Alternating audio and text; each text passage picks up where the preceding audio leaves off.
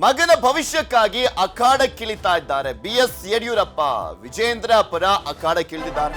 ಯಾಕೆಂದ್ರೆ ಯಾವ ರೀತಿಯಾಗಿ ಗೊಂದಲಗಳು ಎದ್ದಿದ್ದಾವೆ ಎಲ್ಲವೂ ಕೂಡ ಗೊತ್ತಿರುವಂಥದ್ದು. ಈ ಹಿಂದೆ ಯಡಿಯೂರಪ್ಪನವರು ರಾಜ್ಯಾಧ್ಯಕ್ಷರಾಗಿ ಮುಖ್ಯಮಂತ್ರಿಗಳಾಗಿ ಎಲ್ಲಾ ಟೈಮ್ನಲ್ಲೂ ಕೂಡ ಆಲ್ಮೋಸ್ಟ್ ಈ ರೀತಿಯಾದಂಥ ಗೊಂದಲಗಳನ್ನ ಬಗೆಹರಿಸುವಂತ ಕೆಲಸವನ್ನ ಮಾಡ್ತಾ ಇದ್ರು. ಹಾಗೆ ಯಡಿಯೂರಪ್ಪನವರ ವಿರುದ್ಧ ಯಾರು ತಿರುಗಿ ಬೀಳ್ತಾ ಇರಲಿಲ್ಲ. ಆದ್ರೆ ಕಡೇ ಕ್ಷಣದಲ್ಲಿ ಯಡಿಯೂರಪ್ಪನವರು ಮುಖ್ಯಮಂತ್ರಿ ಆಗಿದ್ದಂಥ ಸಂದರ್ಭದಲ್ಲಿ ಯತ್ನಾಳ್ ಅವರು ತಿರುಗಿ ಬಿದ್ದಿದ್ರು. ಆದ್ರೆ ಅವರೊಬ್ಬರೇ ಮಾತ್ರನೇ ಯಡಿಯೂರಪ್ಪನವರ ವಿರುದ್ಧ ತಿರುಗಿ ಬಿದ್ದು ಮಾತನಾಡ್ತಿದ್ರು. ಬಟ್ ಈಗ ಆ ಗುಂಪು ದೊಡ್ಡದಾಗ್ತಾ ಇದೆ. ರೆಬಲ್ಗಳ ಗುಂಪಿನಲ್ಲಿ ಇನ್ನೂ ಸಾಕಷ್ಟು ಜನ ಸೇರ್ಕೊಳ್ತಾ ಇದ್ದಾರೆ. ಸೊ ಹೀಗಾಗಿ ಅದೆಲ್ಲವನ್ನು ಕೂಡ ಸರಿಪಡಿಸುವಂತ ನಿಟ್ಟಿನಲ್ಲಿ ಸ್ವತಃ ಯಡಿಯೂರಪ್ಪನವರೇ ಅಖಾಡಕ್ಕಿಳಿತಾ ಇದ್ದಾರೆ. ಖುದ್ದು ಯಡಿಯೂರಪ್ಪನವರೇ ಮಗನನ್ನ ಬಚಾವ್ ಮಾಡ್ಲಿಕ್ಕೆ, ರೆಬಲ್ಸ್ ಗಳನ್ನ ಸಮಾಧಾನ ಮಾಡ್ಲಿಕ್ಕೆ, ಅವ್ರ ಜೊತೆ ಮಾತಾಡ್ಲಿಕ್ಕೆ ಮುಂದಾಗಿದ್ದಾರೆ. ಸೊ ಹೀಗಾಗಿ ತನ್ನ ಶಿಷ್ಯ ಬೊಮ್ಮಾಯಿಗೆ ಸೂಚನೆಯನ್ನ ಕೊಟ್ಟಿದ್ದಾರೆ. ಮಾತುಕತೆಗೆ ಖುದ್ದು ನಾನೇ ಬರ್ತೀನಿ, ಫಸ್ಟ್ ನೀವು ಮಾತಾಡಿ ಅಂತ ಬೊಮ್ಮಾಯಿ ಅವರಿಗೆ ಹೇಳಿದ್ದಾರಂತೆ ಯಡಿಯೂರಪ್ಪನವರು. ರೆಬಲ್ಸ್ ಹೈಕಮಾಂಡ್ ಭೇಟಿ ಬೆನ್ನಲ್ಲೇ ರಣತಂತ್ರವನ್ನ ಮಾಡಿದ್ದಾರೆ BSY. ಪ್ರತಿಷ್ಠೆ ಬದಿಗೊತ್ತಿ ಹೋಗೋಣ ಅಂತ ಯಡಿಯೂರಪ್ಪನವರು ಹೇಳಿದ್ದಾರೆ. ಮಗನ ಭವಿಷ್ಯಕ್ಕಾಗಿ ಅಖಾಡಕ್ಕಿಳಿದ್ರ ಯಡಿಯೂರಪ್ಪನವರು ಅನ್ನುವಂಥ ಪ್ರಶ್ನೆ ಸಹಜವಾಗಿ ಕಾಡುವಂಥದ್ದು. ಯಾಕೆಂದ್ರೆ ಈ ಹಿಂದೆನೂ ಕೂಡ ಯಡಿಯೂರಪ್ಪನವರು ಮಾತನಾಡಿದ್ರು, ನಾವು ಮಾಡಬೇಕಾದಂಥ ಎಲ್ಲಾ ಪ್ರಯತ್ನಗಳನ್ನ ಕೂಡ ಮಾಡಿದ್ವಿ, ಆದ್ರೆ ಅವ್ರು ನಮ್ಮ ಮಾತು ಕೇಳ್ತಾ ಇಲ್ಲ, ಇನ್ನೇನಿದ್ರು ಕೂಡ ಹೈಕಮಾಂಡ್ ನೋಡ್ಕೊಬೇಕು ಅಷ್ಟೇ ಅಂತ ಹೇಳಿದ್ರು. ಆದ್ರೆ ಈಗ ಹೈಕಮಾಂಡ್ ಕೂಡ ಅಂದ್ರೆ ಒಂದು ನೋಟಿಸ್ ಅನ್ನ ಕೊಡ್ತು. ಅದಾದ್ಮೇಲೆ ಮೊನ್ನೆ ರೆಬಲ್ಸ್ ಗಳನ್ನ ಕೂಡ ಅಮಿತ್ ಶಾ ಅವರು ಮಾತನಾಡಿದ್ದಾರೆ, ಅವರುಗಳ ಜೊತೆನೂ ಕೂಡ ಮಾತನಾಡಿರುವಂತದ್ದು. ಸೊ ಹೀಗಾಗಿ ಈಗ ಸ್ವತಃ ಯಡಿಯೂರಪ್ಪನವರೇ ಅಖಾಡಕ್ಕಿಳಿತಾ ಇದ್ದಾರೆ. ಅದು ಬೊಮ್ಮಾಯಿಯ ಮುಖಾಂತರ ಒಂದು ಸಂಧಾನ ಸೂತ್ರವನ್ನ ಎಣೆಯೋದಕ್ಕೆ ಮುಂದಾಗಿರುವಂತದ್ದು ಕಾಣಿಸ್ತಾ ಇದೆ. ಇದ್ರ ಬಗ್ಗೆ ಇನ್ನಷ್ಟು ಮಾಹಿತಿಯನ್ನ ಕೊಡ್ತಾ ಹೋಗ್ತಾರೆ ನಮ್ಮ ಪ್ರತಿನಿಧಿ ಕಾರ್ತಿಕ್. ನಮ್ಮ ಜೊತೆ ನೇರ ಸಂಪರ್ಕದಲ್ಲಿ ಜಾಯ್ನ್ ಆಗಿದ್ದಾರೆ. ಕಾರ್ತಿಕ್, ಯಡಿಯೂರಪ್ಪನವರೇ ಈಗ ಸ್ವತಃ ಅಖಾಡಕ್ಕಿಳಿತಾ ಇದ್ದಾರೆ. ತನ್ನ ಶಿಷ್ಯನ ಮುಖಾಂತರ ಯಾವ ರೀತಿಯಾದ ಒಂದು ಸಂಧಾನ ಸೂತ್ರವನ್ನ ಸಿದ್ಧಪಡಿಸಿರುವಂಥದ್ದು, ಅವ್ರ ಮುಖಾಂತರ ಹೇಗೆ ಈ ಒಂದು ಭಿನ್ನಮತವನ್ನ ಶಮನ ಮಾಡುವಂತ ನಿಟ್ಟಿನಲ್ಲಿ ಪ್ರಯತ್ನ ಪಡ್ತಾ ಇದ್ದಾರೆ ಅಂತ. ರಾಜ್ಯ ಬಿಜೆಪಿಯಲ್ಲಿ ರಾಜ್ಯಾಧ್ಯಕ್ಷರಾಗಿರ್ತಕ್ಕಂಥ BY ವಿಜೇಂದ್ರ ಅವರಿಗೆ ಅಧಿಕಾರವನ್ನು ವಹಿಸಿಕೊಂಡ ನಂತರದಿಂದಲೂ ಕೂಡ ಒಂದು ವಿರೋಧಗಳು ವ್ಯಕ್ತವಾಗ್ತಾನೆ ಇತ್ತು. ಅದರಲ್ಲೂ ಬಿಜೆಪಿಯ ರೆಬಲ್ಸ್ ಟೀಮು ವಿಜೇಂದ್ರ ವಿರುದ್ಧ ಏಕಾಏಕಿ ಬಹಿರಂಗವಾಗಿಯೇ ಟೀಕೆಗಳನ್ನು ಕೂಡ ಮಾಡ್ತಾ ಇದ್ರು.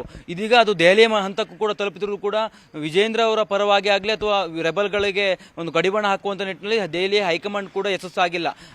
ಈ ಒಂದು ಹಂತದಲ್ಲಿ ಯಡಿಯೂರಪ್ಪನವರೇ ಖುದ್ದಾಗಿ ಎಂಟ್ರಿಯಾಗಿ ಮಗನ ಭವಿಷ್ಯವನ್ನ ರೂಪಿಸೋದಕ್ಕೆ, ಭವಿಷ್ಯಕ್ಕೆ ಬಂದಿರುವಂತಹ ಏನು ತೊಂದರೆ ಆಗಿರುವಂತಹ ನಿಟ್ಟಿನಲ್ಲಿ ಆಗ್ತಾ ಇದೆ ರಾಜಕೀಯ ಸ್ಥಿತಿಗತಿಗಳು. ಹಾಗಾಗಿ ಅದೆಲ್ಲವನ್ನು ಕೂಡ ಶಮನ ಮಾಡುವಂತಹ ಹಂತದಕ್ಕೆ ಯಡಿಯೂರಪ್ಪನವರು ಎಂಟ್ರಿ ಆದಂತೆ ಕಾಣ್ತಾ ಇದೆ. ಅದು ಕೂಡ BS ಯಡಿಯೂರಪ್ಪನವರು ಪ್ರಮುಖವಾಗಿ ತನ್ನ ಆಪ್ತರಾಗಿರ್ತಕ್ಕಂಥ ಬೊಮ್ಮಾಯಿ ಅವರ ಮೂಲಕವಾಗಿ ಈ ಒಂದು ಸಂಧಾನ ಸೂತ್ರವನ್ನು ಹಿಡಿಯುವಂತ ಒಂದು ಸರ್ಕಸ್ ಅನ್ನು ಕೂಡ ಕೈ ಹಾಕಿದ್ರೆ. ಈ ಕೆಲ ದಿನಗಳ ಹಿಂದೆ ಯಡಿಯೂರಪ್ಪನವರ ಮನೆಗೆ ಖುದ್ದಾಗಿ ಬೊಮ್ಮಾಯಿ ಅವರು ಭೇಟಿಯನ್ನು ಕೊಟ್ಟಿದ್ರು. ಆ ಒಂದು ಸಂದರ್ಭದಲ್ಲಿ ಯಡಿಯೂರಪ್ಪನವರು ಒಂದಿಷ್ಟು ವಿಚಾರಗಳನ್ನ ಬೊಮ್ಮಾಯಿ ಅವರಿಗೆ ಕೊಟ್ಟಿದ್ದಾರೆ, ಮಾಹಿತಿಯನ್ನು ಕೂಡ ಕೊಟ್ಟಿದ್ದಾರೆ, ಜೊತೆಗೆ ಸಲಹೆಯನ್ನು ಕೂಡ ಕೊಟ್ಟಿದ್ದಾರೆ. ಯಾವ ರೀತಿಯಾಗಿ ಈ ಒಂದು ರೆಬಲ್ಸ್ ಗಳನ್ನ ಕಡಿವಾಣ ಹಾಕಬೇಕು, ಜೊತೆಗೆ ಸಂಧಾನವನ್ನು ಯಾವ ರೀತಿಯಾಗಿ ಮಾಡಬೇಕು, ನೀನು ಮುಖ್ಯಮಂತ್ರಿ ಆಗಿರ್ತಕ್ಕಂಥವ್ನು, ಹಾಗಾಗಿ ನಿಮ್ಮ ಮಾತನ್ನ ಕೂಡ ಅವರು ಕೇಳ್ತಾರೆ. ಹಾಗಾಗಿ ರೆಬಲ್ಸ್ ಗಳೊಂದಿಗೆ ಒಂದಿಷ್ಟು ಸಂಧಾನಕ್ಕೆ ಸಂಬಂಧಪಟ್ಟಂತೆ ಮಾತುಕತೆಯನ್ನು ನಡೆಸಿ ನಾನು ಕೂಡ ಅವಶ್ಯಕತೆ ಬಿದ್ದರೆ ಬರ್ತೀನಿ ಅನ್ನುವಂಥ ಒಂದು ಮಾತನ್ನ ಹೇಳಿದ್ದಾರೆ ಅನ್ನುವಂಥದ್ದು ಈಗ ಚರ್ಚೆಯೂ ಕೂಡ ಉಂಟಾಗ್ತದೆ. ಅದರಲ್ಲೂ ಪ್ರಮುಖವಾಗಿ ಯಡಿಯೂರಪ್ಪನವರು ಪ್ರತಿಷ್ಠೆಯನ್ನು ಕೂಡ ಹೊರಗಿಟ್ಟು ಪುತ್ರನನ್ನ ಕಾಪಾಡೋದಕ್ಕೆ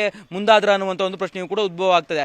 ಇದೇ ಒಂದು ಸಂದರ್ಭದಲ್ಲಿ ಈಗ ವಿಜೇಂದ್ರ ಅವರು ಕೂಡ ಸಭೆಯನ್ನು ಕೂಡ ಕರೆದಿರುವಂಥದ್ದು. ಮಾಜಿ ಸಂಸದರು, ಮಾಜಿ ಶಾಸಕರು ಹಾಗೂ ಸಚಿವರ ಸಭೆಯನ್ನು ಕೂಡ ಕರೆದಿದ್ದಾರೆ. ಇಲ್ಲಿ ಪ್ರಮುಖವಾಗಿ ಗೊತ್ತಾಗ್ತಾ ಇದೆ, ವಿಜೇಂದ್ರ ಅವರು ಒಂದು ಹಂತದಲ್ಲಿ ಶಾಸಕರನ್ನ ಹಾಗೂ ಪಕ್ಷದಲ್ಲಿರ್ತಕ್ಕಂಥ ಮುಖಂಡರ ವಿಶ್ವಾಸವನ್ನ ಗಳಿಸೋದಕ್ಕೆ ಪ್ರಯತ್ನವನ್ನು ಪಡ್ತಾ ಇದ್ದಾರೆ. ಇನ್ನೊಂದು ಕಡೆ ಪುತ್ರನಿಗೆ ಎದುರಾಗಿರುವಂತಹ ಸಂಕಷ್ಟವನ್ನ ಶಮನ ಮಾಡೋದಕ್ಕೆ ಯಡಿಯೂರಪ್ಪನವರು ಕೂಡ ಖುದ್ದಾಗಿ ತನ್ನ ಆಪ್ತ ಬಸವರಾಜ ಬೊಮ್ಮಾಯಿಯ ಮೂಲಕವಾಗಿ ಪ್ರಯತ್ನಗಳನ್ನು ಕೂಡ ಮಾಡ್ತಾ ಇದ್ದಾರೆ. ಆದರೆ ಇನ್ನೊಂದು ಹಂತದಲ್ಲಿ ರೆಬಲ್ಸ್ಗಳು ಮಾತ್ರ BS ಯಡಿಯೂರಪ್ಪ ಮತ್ತು ಪುತ್ರ ವಿಜೇಂದ್ರನ ವಿರುದ್ಧ ಬಹಿರಂಗವಾಗಿ ಹೇಳಿಕೆಯನ್ನು ಕೊಡುವಂತಿರ್ಬೋದು ಅಥವಾ ಅವರ ವಿರುದ್ಧ ಒಂದು ತಂತ್ರಗಾರಿಕೆಯನ್ನು ಕೂಡ ಮಾಡ್ತಾ ಇದ್ದಾರೆ. ರಾಜ್ಯಾಧ್ಯಕ್ಷ ಸ್ಥಾನದಿಂದ ವಿಜೇಂದ್ರನ ಕೆಳಗಿಳಿಸಲೇಬೇಕು ಅನ್ನುವಂಥ ಒಂದು ಶಪಥ ಮಾಡಿದಂತೆ ರೆಬಲ್ಸ್ಗಳು ಕಾಣ್ತಾ ಇದೆ. ಹಾಗಾಗಿ ದೆಹಲಿಯಲ್ಲಿಯೂ ಕೂಡ ಅಮಿತ್ ಶಾ ಅವರಿಗೂ ಕೂಡ ಈ ಒಂದು ವಿಚಾರವನ್ನು ಮುಟ್ಟಿಸಿ ವಕ್ಫ್ ಹೋರಾಟದ ಮೂಲಕ ತಮ್ಮ ಸಾಮರ್ಥ್ಯವನ್ನು ತೋರ್ಪಡಿಸಿ ಪಕ್ಷದಲ್ಲಿ ತಮ್ಮದೇ ಆದಂತಹ ಒಂದು ಹಿಡಿತವನ್ನು ಸಾಧಿಸುವ ಮೂಲಕ ವಿಜೇಂದ್ರನನ್ನ ಶತಾಯಗತವಾಗಿ ಕೆಳಗಿಳಿಸಲೇಬೇಕು ಅನ್ನುವಂಥ ಒಂದು ಪಣವನ್ನ ತೊಟ್ಟಂತೆ ಕಾಣ್ತಾ ಇದೆ. ಆದರೆ ಇದೆಲ್ಲದಕ್ಕೂ ಕೂಡ ಈಗ ಅಂತ್ಯವನ್ನು ಹಾಡೋದಕ್ಕೆ ಯಡಿಯೂರಪ್ಪನವರೇ ಖುದ್ದಾಗಿ